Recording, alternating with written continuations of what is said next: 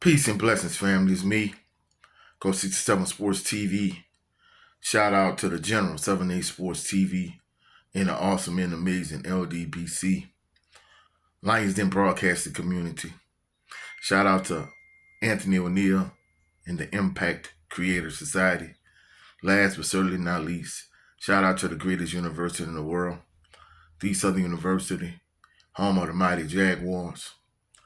In this particular video, I'm going to talk about my top 5 Southern University punt and kick returners. Now, this is a real short list. Some of these individuals on this list are better punt returners. Some of these individuals on this list are better kick returners. And some of them are just both excellent punt and kick returners.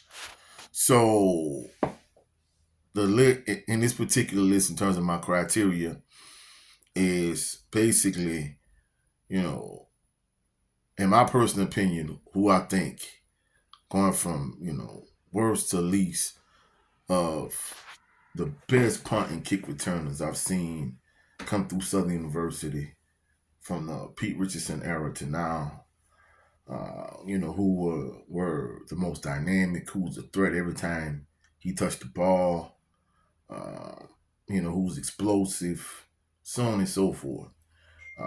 But mainly, more than anything, who had the biggest impact on the game from my perspective, in terms of punt or kick returner. So we're going to start at the bottom of the list with number 5. Number 5, Fred Bailey.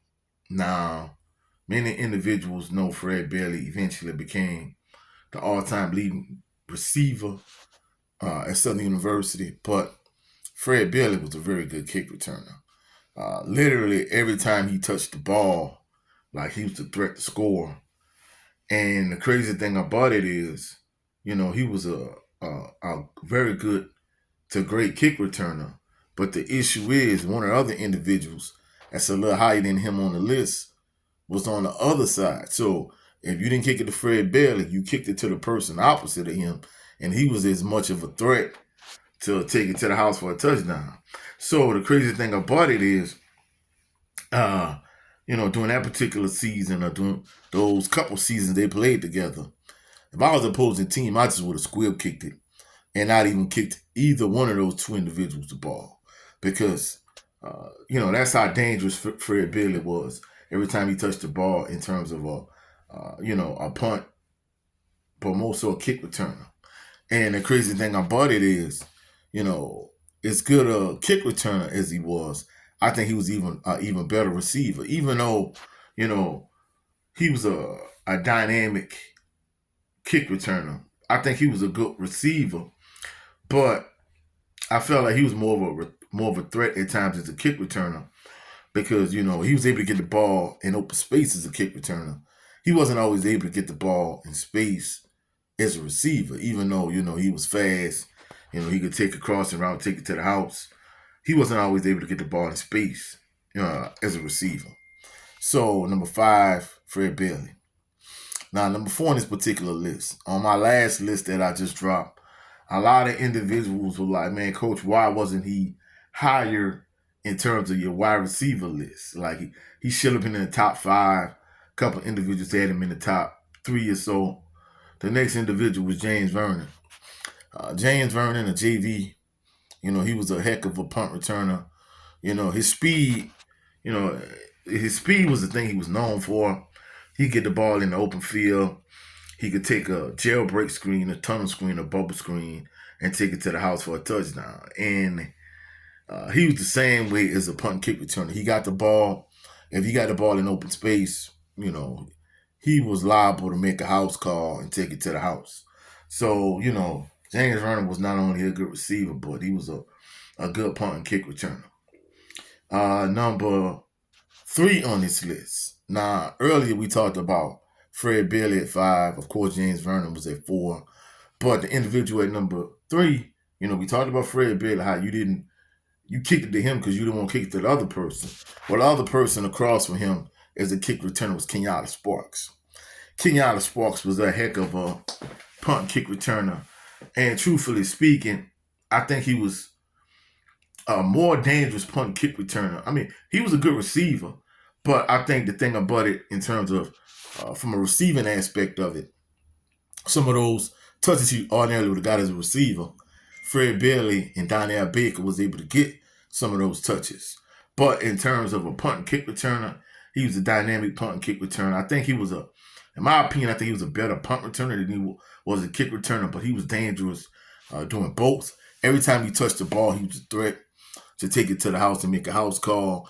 And at a certain point, when teams were kicking the ball and he would have these returns and he would either have long returns or he would have a return for a touchdown. And I'm saying to myself, why do they keep kicking in the ball? So to me, that was crazy. And then the thing about it was, especially when it's time to kick the ball off to him, you didn't want to kick it to him. So if you didn't kick it to him, you kicked it to Fred Bailey. So it's almost like pick your poison. When it came to the two of them, I would just squib kick it every time if I was the opposing kicking team. That's just my personal opinion at the time, but it was crazy to me. Number 2 on this particular list, Ezra Landry. Ezra Mania, was wild when he left Southern and went to the CFL. But as a punt and kick returner at Southern University, Ezra Landry was a threat every time he touched the ball. I mean, I have not seen an individual that literally is a punt returner. Literally, he never called for a fair catch. I don't care if, he would have 5, 6, 7 guys surrounding him. Ezra Landry was not going to call for a fair catch whatsoever. And then the thing about it was, he was dangerous as a kick returner and as a punt returner. Every time he touched the ball, he was a threat to make a house call. And this how dangerous he was. It got to a point where if the opposing special teams, whether it was a punt team or kick team, had a penalty, Pete Richardson would accept the penalty, back him up, just so Ezra Landry could have another opportunity to touch the ball. That's how dangerous he was. That's how dynamic he was as a punt and kick returner. He literally was a threat every time he touched the ball, and people just wanted to get him the ball as much as possible.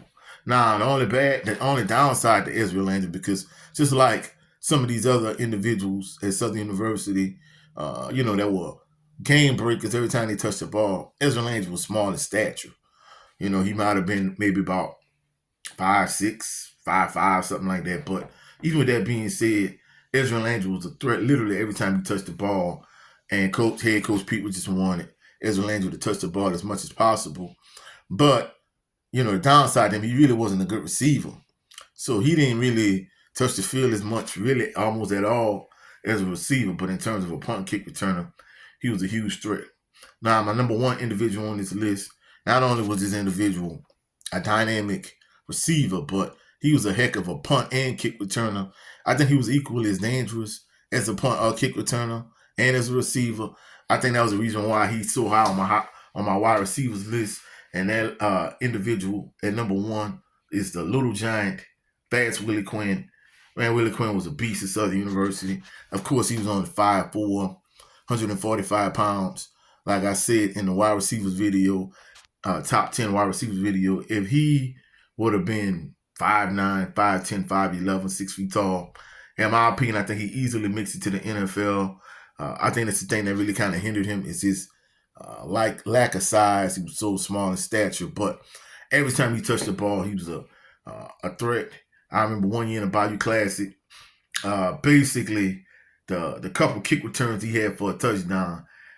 It was a heck of a game. It was back and forth, but those couple kick returns, it catapulted Southern to a win and into the SWAC championship game the following week. And then the crazy thing about it is, Alcorn State pretty much had Southern dead in the water, and they kept kicking the ball. He had a couple kick returns for a touchdown that week also. So the thing about it was, by the time his senior year actually rolled around, like, teams understood that Willie Quinn was a threat every time he touched the ball, whether it was as a wide receiver, a punt returner, a kick returner. And I think in my estimation, like, he is like the greatest threat in terms of a punt returner and a kick returner that I've seen come through Southern University from the Pete Richardson era to now.